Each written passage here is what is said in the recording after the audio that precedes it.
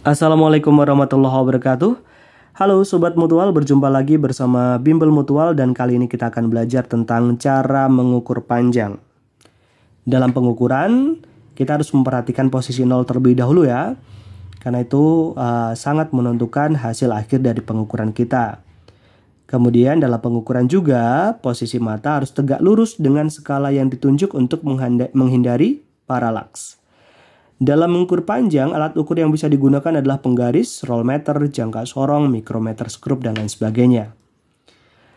Yang pertama kita bisa gunakan mistar. Nah, mistar itu punya skala terkecil 1 mm, disebut mistar berskala milimeter.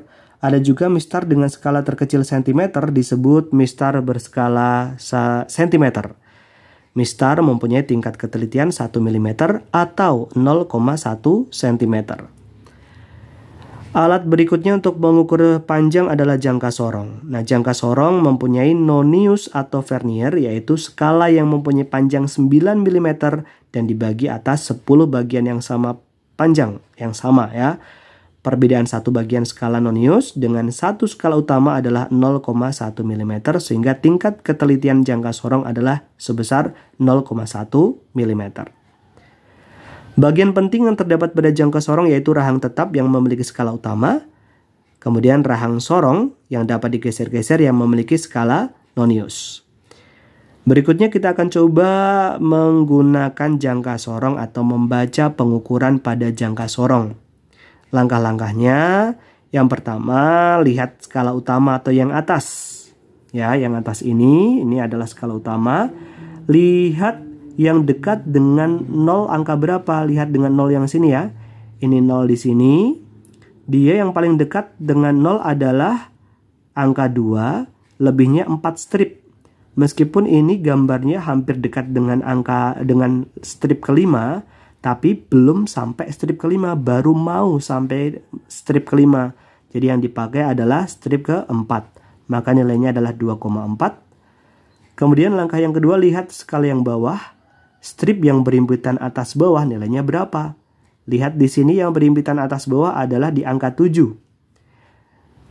Tapi kita tidak memakai angka 7 ini langsung kita jumlahkan, tapi kita kalikan dulu dengan ketelitiannya. Jangka sorong ini ketelitiannya adalah 0,01. Maka 7 dikali 0,01 hasilnya adalah 0,07. Lalu 2,4 tambah 0,07 hasilnya 2,47 cm. Lanjut lagi. Ada gambar jangka sorong seperti ini. Sudah diperbesar gambarnya sehingga diperoleh hasil pengukuran seperti ini. Yuk kita coba praktekkan. Lihat angka yang dekat dengan 0 angka berapa? Angka 3. Ya, betul.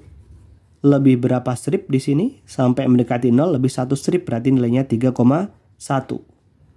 Lalu lihat skala nonius yang berimpitan atas bawah itu di ini ya, di garis ini ya.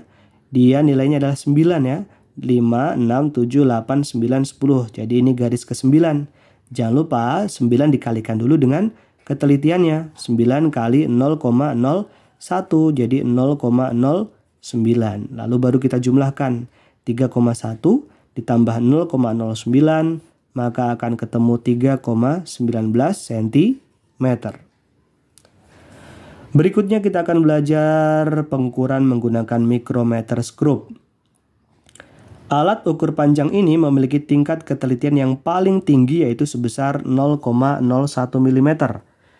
Mikrometer skrup biasa digunakan untuk mengukur benda yang sangat tipis, misalnya tebal kertas. Cara menggunakan mikrometer skrup, yang pertama lihat skala utama yang atas. Ini skala utama, yang ada atas, ada yang bawah. Lihat yang atas. Angka yang paling pojok angka berapa? Di sini angka yang paling pojok adalah angka 4.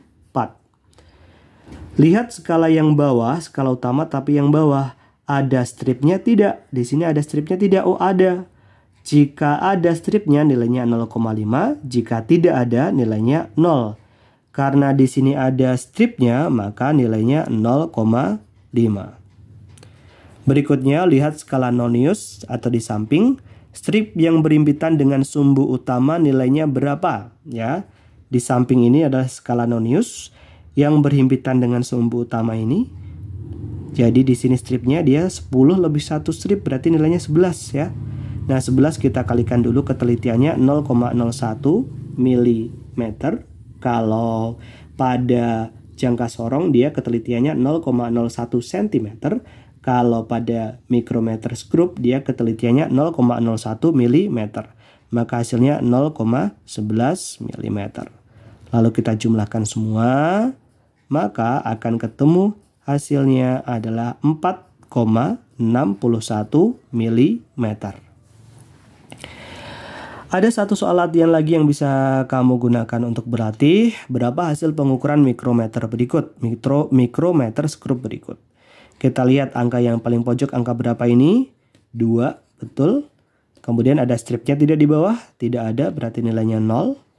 Lalu, lihat skala Nonius yang samping yang berhimpitan dengan sumbu utama, dia 35, 36, 37. Ya, 37 dikali 0,01 hasilnya 0,37. Kita tambahkan 0,37, jadi hasilnya adalah 2,37 mm. Paham sampai sini? Kalau begitu kita akan lanjut untuk mengukur massa dengan neraca. Alat ukur yaitu kalau untuk mengukur massa bisa pakai neraca sama lengan, neraca duduk, neraca Ohaus, neraca elektronik, timbangan badan dan lain sebagainya. Nah, di sini ada langkah-langkah untuk mengukur massa dengan menggunakan neraca 3 lengan ya. Yang pertama, kalibrasikan neraca hingga diperoleh posisi lengan mendatar saat semua beban geser di angka 0. Jadi beban geser di 0 semua dengan cara memutar skrup kalibrasi. Jadi dia akan mendatar, tidak ada yang miring ke kiri atau miring ke kanan. Letakkan benda di piring beban, geser-geser beban hingga setimbang. Mulailah dari beban geser yang paling besar. Di sini ada gambar neraca 3 lengan. Bagaimana hasil pengukuran dari gambar ini? Caranya mudah, cukup jumlahkan saja yang ratusan, puluhan, dan satuan ya. Ratusan, puluhan, satuan kita jumlahkan. Di angka ratusan ada 300 gram, puluhan ada 70 gram, dan di angka satuan dia ada 5 lebih 4 strip, jadi 5,4 gram. Jika dijumlah dia ada 375,4 gram. Latihan, berapa hasil pengukuran neraca 3 lengan berikut? Ya, tinggal tambahkan ratusan, puluhan, satuan. Di sini ratusannya ada 100 gram, puluhannya ada 80 gram, dan satuannya adalah 5 gram.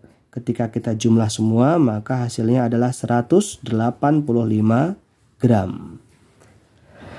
Begitu ya. Yuk, sekarang kita belajar cara mengukur dengan timbangan. Nah, untuk mengukur berat dengan timbangan, caranya cukup dengan menjumlah anak timbangan. Nah, ini ada benda A yang kita ukur. Kemudian anak timbangannya ada 1 kilo, 0,1 kg, 50 gram, 0,5 kg. Nah, kita jumlah semua, maka nanti akan bisa menentukan berat dari benda A. Pada gambar di atas, berat benda A adalah 1 kg, tambah setengah kilogram, tambah 0,5 kg, kemudian tambah 50 gram. Nah, satuannya belum sama nih. Yang ini kilogram, yang ini gram, maka kita samakan dulu ya. Jadi 50 gram itu kalau rubah ke kilo, dia 50 dibagi 1000. Maka hasilnya adalah 0,05 kilogram. Sehingga ketika ditotal dia 1,6 kilogram tambah 0,05 kilogram menjadi 1,605 kilogram. Biar makin paham, yuk kita coba latihan yang berikut ini. Berapa berat benda X pada timbangan berikut ini? Nah, benda X ini anak timbangannya terdiri dari 2 kilogram tambah 50 gram tambah 500 gram. Kita rubah ke kilogram. 500 gram itu 0,0 kilogram, 0,05 kilogram ya. Kemudian 500 gram itu 0,5 kilogram. Maka totalnya adalah 2,55 kilogram. Terakhir, kita akan belajar tentang cara mengukur waktu. Untuk mengukur waktu bisa menggunakan jam pendulum, jam atom, dan stopwatch. Tapi biasanya kalau di soal-soal itu yang muncul adalah jam stopwatch ya. Nah, cara membaca pengukuran pada stopwatch adalah dilihat ini ada lingkaran yang besar, ada lingkaran yang kecil. Nah, jarum di lingkaran luar atau lingkaran besar menunjukkan detik. Jadi ini menunjukkan detik. Jarum di lingkaran yang kecil menunjukkan menit. Ini menunjukkan menitnya. Dari gambar di atas, lingkaran yang kecil menunjukkan 20 menit ya. Ini 15 lebih 5 strip lagi jadi 20 menit. Lingkaran besar menunjukkan 30 lebih 7 strip jadi 37 detik. Maka hasil pengukurannya adalah 20 menit 37 detik. Berikutnya ada latihan nih, berapa hasil pengukuran stopwatch berikut ya. Di sini lingkaran kecilnya di sini ya. Bentuk modelnya seperti ini, kemudian lingkaran besarnya yang ini. Nah, di sini dia masih sejajar dengan nolnya nih, maka untuk menitnya dia nggak ada 0 menit. Dan untuk detiknya ini 15 lebih 1, 2, 3. 3 strip berarti 15 tambah 3, 18 detik. Sehingga hasil pengukuran dari gambar ini adalah 18 detik. Demikian video dari Bimbel Mutual saat ini. Sampai jumpa di video-video berikutnya. Wassalamualaikum warahmatullahi wabarakatuh.